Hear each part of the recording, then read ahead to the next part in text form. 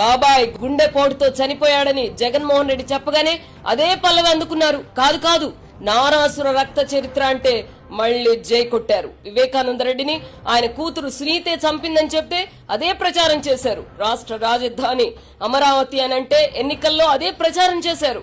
అధికారంలోకి వచ్చాక 3 రాజధానులు అని అతను ప్రకటించగానే అదే పాట పాడారు. మళ్లీ అధికారంలోకి వస్తే విశాఖ రాజధాని అవుతుందని అంటే అది నిజమని నమ్మారు.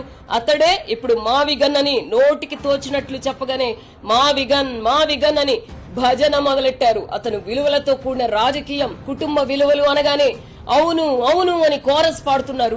నా చెల్లి అమ్ముడిపోయింది అని అతగాడు అనగానే అవును అవును అని షర్మిలను ముతక భాషలో తిట్టడం మొదలెట్టారు.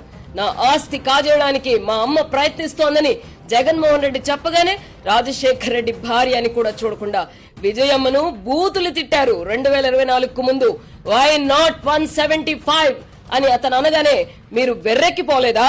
తీరా ఎన్నికల్లో చిత్తుగా ఓడిపోయాక ఈవీఎంల మోసం అంటే అదే పాట అందుకున్నారు.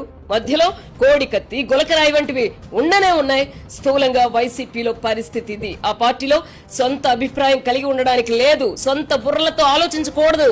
వాళ్లకంటూ ఒక సిద్ధాంతం ఉండకూడదు, విలువలు కూడా ఉండకూడదని అధినాయకుడు చెప్తే విలువలను వలువలు విడిచిపెట్టినట్టు విడిచిపెట్టాల్సిందే. బుర్ర, బుద్ధి, జ్ఞానం ఉండకూడదని చెప్తే అంతే కాబోలు అని సర్దుకుపోయే పరిస్థితి. పార్టీలో కొనసాగాలంటే కట్టు బానిసలుగా మారాల్సిందేనా? ఎవరిని తిట్టమంటే